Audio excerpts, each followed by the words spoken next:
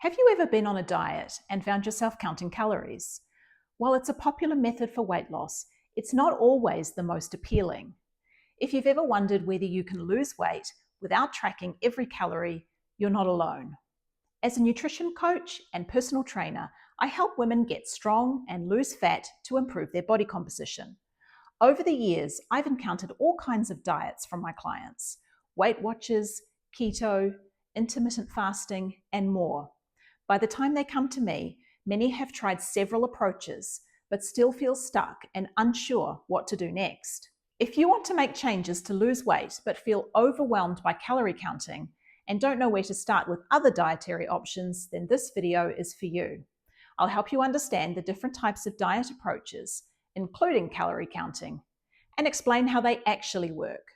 You might be surprised to learn that, despite their differences, all effective diets boil down to one simple principle. And at the end of this video, I'll share my recommendation that I give to my clients for the most effective way to start reducing calories and creating a deficit. So keep watching to find out what that is. Let's start with the basics. If you want to lose fat, you've probably tried eating healthy, exercising, fasting, and various other diets, but maybe you haven't seen the results that you want yet.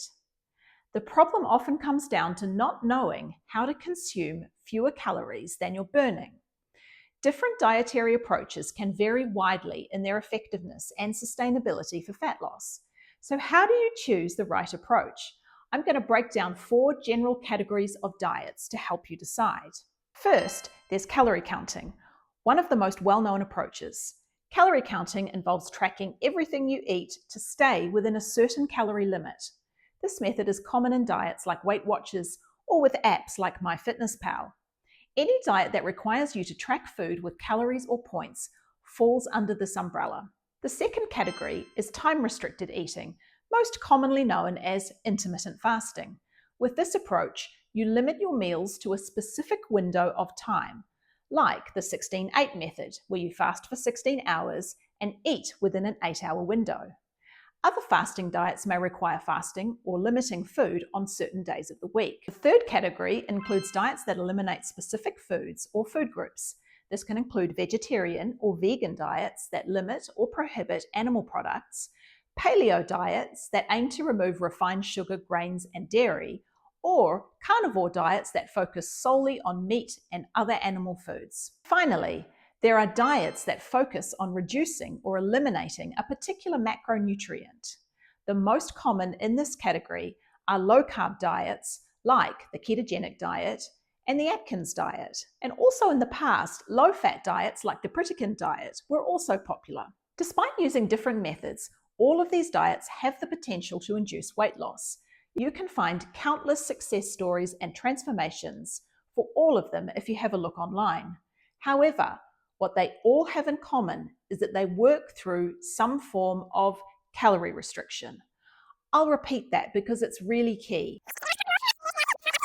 All diets that induce weight loss do so through some form of calorie restriction.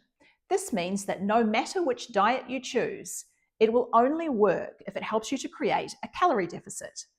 On the flip side, none of these diets will be effective if you're not in a calorie deficit.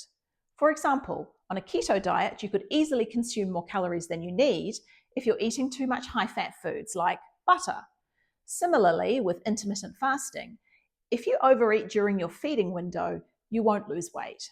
The key isn't the method itself, but whether it helps you to eat fewer calories than you're currently burning. Creating a calorie deficit is essential for weight loss because it ensures that you're consuming less energy than your body needs, forcing it to use stored fat for the energy shortfall.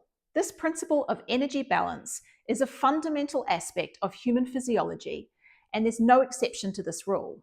If you're struggling to lose weight, it's because your energy intake is too high for your body's requirements.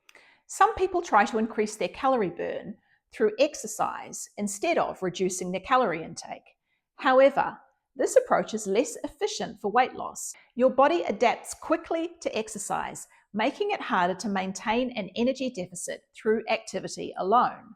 Plus, exercise often increases hunger, leading you to eat more. This is why reducing your calorie intake is the most effective strategy for losing excess body fat. So what do I recommend for my clients? I teach them to track their food intake and, yes, to count calories. I believe that this is the most powerful tool for fat loss. It's flexible, allowing you to eat what you want within your caloric limits, and therefore it can fit into your current lifestyle. However, there are challenges to food tracking and calorie counting. It can be tedious to learn and requires meticulous planning and logging to avoid errors. Eating out can also be tricky since it's hard to log restaurant meals accurately. However, the benefits far outweigh these drawbacks. Learning to track your food gives you valuable insights into your eating habits and helps you make informed decisions about your nutrition. For example, food tracking shows you if you're currently eating at maintenance or in a surplus, how much to reduce your calories for sustainable fat loss, and whether you need to adjust your macronutrient intake, for example, increasing your protein. It can also reveal eating patterns that might be sabotaging your progress. None of the other dietary approaches that I've covered provide this level of detail. I recommend anyone looking to lose fat to track their food intake as honestly and objectively as possible for at least 1 week without making any changes at all. This will give you a clear starting point. From there, you can adjust your calories and macros and track for another 4 to 6 weeks to see if you're sticking to your deficit and if that deficit is working for you. When you first start food tracking, it might take about 30 minutes a day. But as you get better, it will take less and less time. I think spending 1.5 to 3 hours a week on your nutrition is time well spent, and it will pay off in the long run once you've created that awareness around what you're eating and how it affects your body.